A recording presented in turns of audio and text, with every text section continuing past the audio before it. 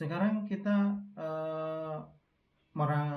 melanjutkan ke layer aplikasi ya, atau application ya, kita bahasa Indonesia kan ya. Layer aplikasi layer atau application layer ini berisi tentang aplikasi jaringan ya, yang digunakan untuk memudahkan manusia ya. Jadi kalau kita dengar aplikasi di sini bukan aplikasi Microsoft Word, Excel, kemudian Notepad ya, bukan. Tapi di sini adalah yang berhubungan dengan jaringan ya. Dimana perbedaan dengan aplikasi biasa di sini, aplikasi jaringan dengan aplikasi biasa, perbedaannya di sini kalau aplikasi ini pasti akan mempunyai ya, sifat yang utama yang tidak dimiliki oleh aplikasi non jaringan ya, yaitu aplikasi yang membuka port ya. Nah, port itu apa? Nanti kita bahas port ini pada layer transport. Kenapa membuka port ya? Karena fungsinya tadi adalah berkomunikasi ya, sehingga dia akan membuka sebuah pintu terbuka, pintu ya. Kemudian pihak lawan juga akan membuka pintu sehingga nanti akan terjadi pertukaran informasi. Tapi yang jelas untuk aplikasi ini statusnya adalah berbasis server dan klien. Ini ciri utama ya. Ciri utama nanti aplikasi jaringan ini adalah berbasis server dan klien. Maksudnya apa? Maksudnya dalam satu paket aplikasi nanti akan ada dua sub aplikasi, yaitu aplikasi server ya, server apps ya, aplikasi, dan klien app ya. Tentunya ini akan bermakna berbeda karena server aplikasi ini berfungsi untuk melayani ya, karena serve dari kata serve ya, ini berarti melayani ya. Melayani apa? Melayani klien ya. Klien dalam hal apa? Permintaan klien ya. Jadi kadang-kadang klien ini meminta sesuatu kepada server ya. Kalau server mempunyai, maka proses transaksi ini ya nanti akan kita bahas di layer transport. Server akan memberikan sebuah data, beberapa data kepada klien. Tapi jika klien meminta kepada server tetapi server tidak punya, maka nanti akan muncul pesan error. Nah, ini aplikasi jaringan ini loh, yang paling utama ini adalah berbasis klien dan server. Ini yang paling utama, yaitu berbasis klien dan server. Sehingga karena berbasis klien dan server, maka nanti akan membuka port yang berbeda ya, antara klien dan server. Kita kasih contoh ya. Ini saya push.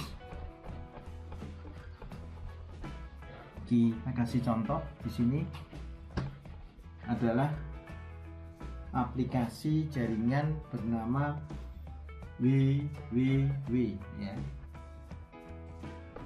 Aplikasi jaringan bernama www ya, atau World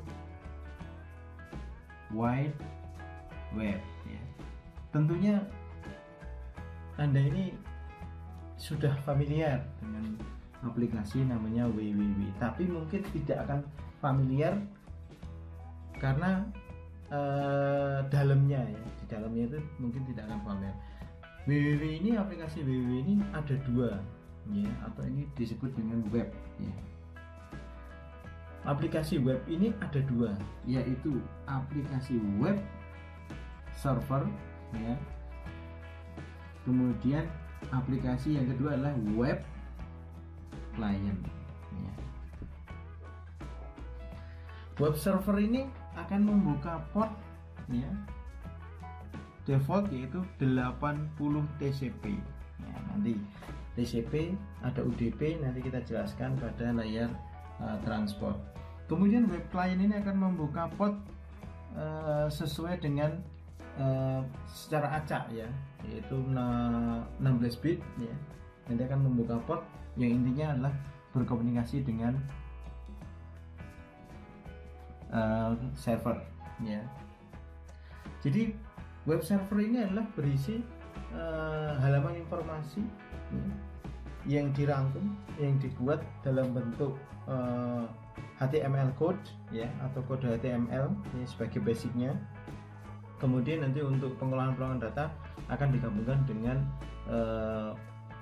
pemrograman yang bersifat dinamis ya, bisa menggunakan PHP, bisa menggunakan ASP dan sebagainya. Kemudian juga digabungkan dengan database ya, database bisa menggunakan MySQL atau MariaDB, kemudian ada juga Postgres dan Oracle dan sebagainya. Nah, ini adalah intinya web server ini berisi halaman informasi yang bisa diakses oleh web client ya. Tentunya dengan syaratnya adalah web client ini akan meminta halaman tertentu ya. Kita kasih contoh ketika web client ya. Web client ini apa tuh? Web client ini adalah browser kalau bahasa kita ya. Ya, browser ya, bisa Opera ya, kemudian Chrome ya, kemudian Firefox dan sebagainya. Ini browser itu adalah web client ya. Fungsinya apa web client? Yaitu meminta sesuatu kepada web server. Misalnya kita akan membuka halaman www.smkn2temanggung.sch.id ya. Nah, maka nanti web client ini akan menghubungkan ke web server ya, web server www ini ya. Nanti akan menghubungkan ke port 80 ya. Berarti bisa dikatakan ini kan koneksi ya, koneksi ke www.smkn2temanggung.sch.id port 80. Otomatis ketika web client ini akan meminta sesuatu di port 80 ya, www.smkn2temanggung.sch.id ini, maka aplikasi web client ini akan membuka port ya, reverse port ya. Misalnya membuka port lokalnya adalah lokal 2000 misalnya TCP. Fungsinya untuk apa? Fungsinya untuk nanti ketika sudah meminta halaman web, kemudian pihak web server ini akan menerima dan memberikan informasi halaman web utama web SMK2 ini, maka nanti akan dikirimkan lewat port 2000 TCP di IP web client ini ya. Sehingga Anda bisa mengakses ya, meminta, kemudian bisa mengambil data itu lewat port yang berbeda. Ini fungsinya web server dan aplikasi server dan aplikasi klien. Jadi masing-masing membuka port ya, port sementara ya. Kalau web client itu nanti klien itu akan membuka port yang sementara. Jadi nanti di layar transport nanti akan ada yang namanya through handshake ya. Jadi proses koneksi TCP ya, yang bersifat sementara. Jadi kalau sudah koneksi sudah selesai ya, saling tidak membutuhkan, maka akan meruntuhkan jalurnya itu, sehingga akan menutup kembali port 2000 yang sudah dibuka tadi ya. Kalau proses pengambilan data ini sudah selesai ya. Ini adalah salah satu contoh aplikasi ya. Lah, aplikasi ada banyak ya, aplikasi ada banyak sesuai dengan keinginan atau kebutuhan dari kita ya, ketika mengakses internet ya.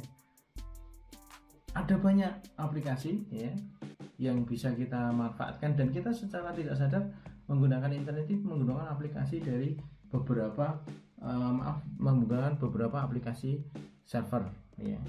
Yang kita lihat setiap hari ini adalah membuka halaman web ya. Ini adalah aplikasi web server.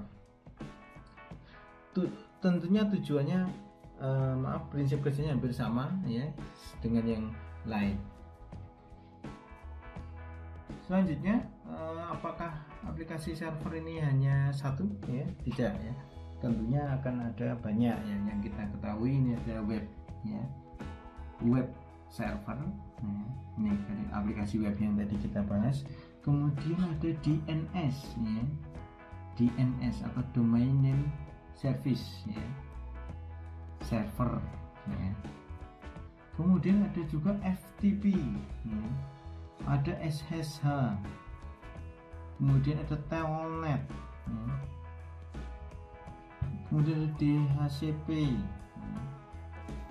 Kalau DNS ini nanti akan menggunakan 53 UDP ya. FTP nanti port defaultnya adalah 21 TCP, SSH adalah 22 TCP, Telnet 23 TCP, kemudian DHCP ini adalah 69 UDP. Ada juga nanti ada NTP atau Network Time Protocol ya. Nanti akan membuka port 123 UDP ya. Ada banyak sekali ya, termasuk nanti aplikasi database ya. Ada MySQL ya, MySQL ya, ini nanti 3306 ya. Ada Postgres, ada Oracle dan sebagainya. Kemudian ada banyak lagi juga, ada POP ya. Ini portnya adalah 110 ya. Kemudian ada IMAP 143 ya. Ini TCP kemudian ada lagi yang biasa kita kenal, ini ada NetBIOS ya. NetBIOS atau Samba ya. Nanti adalah membuka port 139. Nah,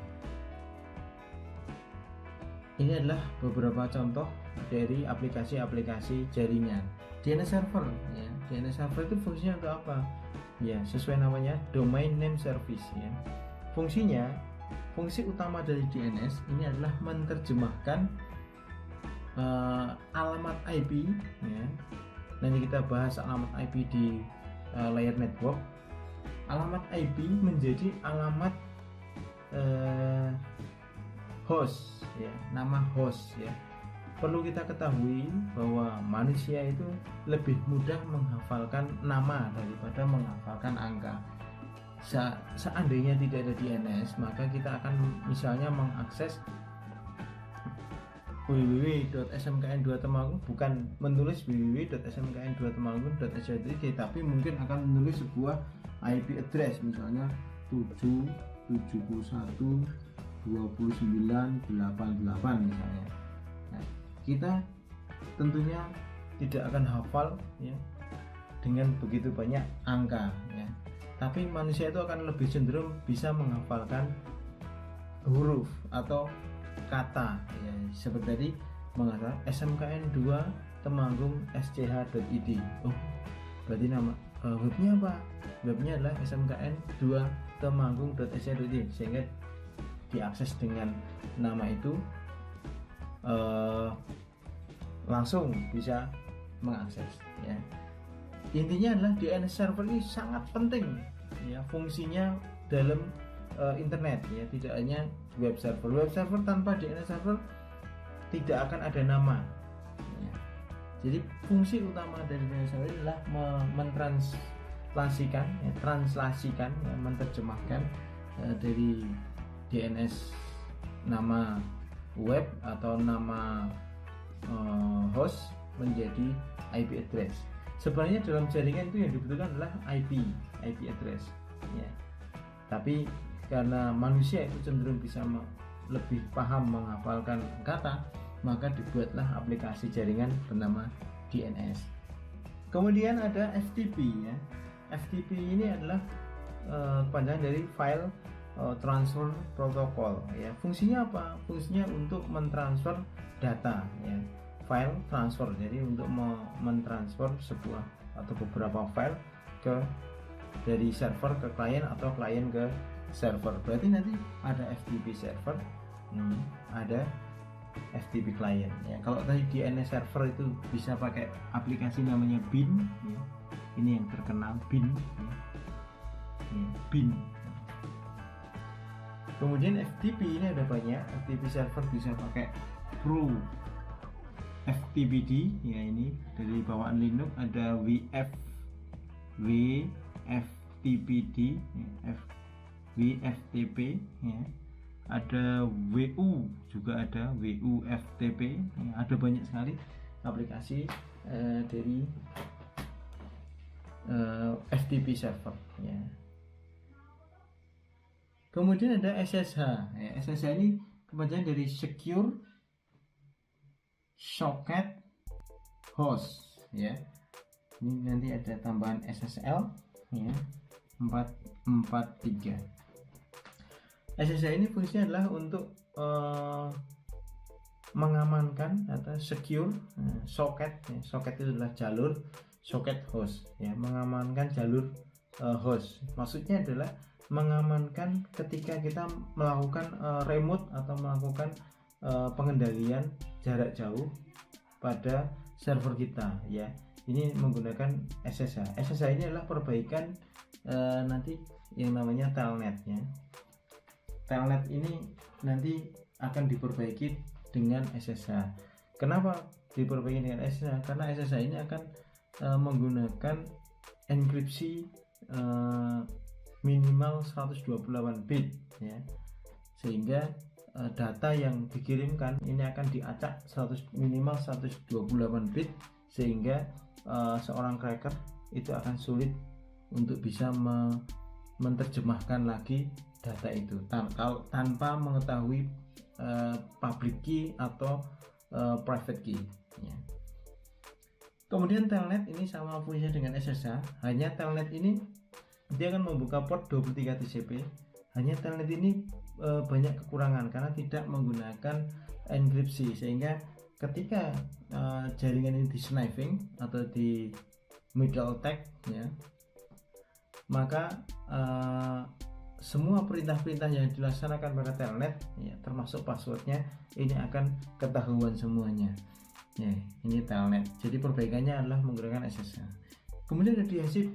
DHCP ini adalah Dynamic Host Configuration Protocol yang berfungsi adalah memberikan alamat IP address secara otomatis kepada host client ya.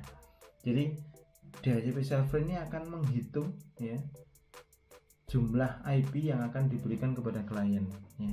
Jika sudah diberikan, maka dia tidak akan memberikan kepada klien yang lain. Ini adalah fungsi dari DHCP server. Manfaatnya apa? Manfaatnya kita tidak perlu men-setting IP address secara manual. Kita cukup dengan menggunakan DHCP server, kita bisa setting DHCP server ya, sehingga dalam ruang lingkup jaringan atau subnet itu akan mendapatkan IP yang tidak bertabrakan dengan host yang lain. Inilah fungsi dari DHCP. Berarti ada DHCP client, ada DHCP server. Kemudian ada NTP, yaitu Network Time Protocol ya. Fungsinya untuk mensinkronisasikan waktu ya, yang sama dengan server. Misalnya komputer kita waktunya disamakan dengan komputer server yang ada di Jakarta misalnya, maka akan disinkronisasikan menjadi sama waktunya dengan yang ada di NTP server. Ini penting sekali untuk proses eksekusi data ya, yang membutuhkan timing ya, waktu ya. Misalnya adalah ketika kita ujian online, ketika verifikasi data dan sebagainya, waktu itu harus tepat, harus sama dengan standarnya. Ini adalah NTP server. Dia akan membuka 123 UDP. Kemudian ada POP. POP ini nanti kebalikannya ya, masih ada SMTP ya. POP ini adalah Post Office Protocol ya. Fungsinya untuk mengambil halaman email ya, bukan halaman web, tapi mengambil halaman email ya, untuk diletakkan di klien ya, sehingga klien bisa membaca secara offline. Fungsi POP3 dengan IMAP sama ya, hanya ini IMAP inilah perbaikan dari aplikasi server POP3. Kemudian ada SSL ya, secure, ini ada SSL ya, secure socket layer. Secure socket layer ini fungsinya adalah untuk mengamankan jaringan ya, mengamankan data yang dilewatkan dalam jaringan internet ya. Bisa data web ya, kalau data web berarti nanti alamatnya adalah menjadi HTTPS ya. Kalau tanpa secure nanti HTTP biasa, Hypertext Transfer Protocol biasa. Tapi kalau HTTPS ya, itu nanti kita lihat di browser itu akan ada tanda kuning gembok. Ini berfungsi untuk mengamankan data web yang akan dilewatkan dalam internet ya. Sama fungsi SSL ini dengan fungsi dari SSH, yaitu mengamankan data yang akan dilewatkan dalam jaringan internet. Kemudian yang terakhir adalah SMTP ya. Ini ada Simple Mail Transfer Protocol. Fungsinya adalah untuk mengirimkan email ya, kepada email yang lain lewat SMTP server ya. Jadi fungsinya adalah mengirimkan email ya. Tujuannya untuk itu ya. Mungkin ini adalah salah satu beberapa contoh dari layer aplikasi. Jadi aplikasi ini yang berperan penting pada proses yang bersinggungan dengan manusia nanti ya.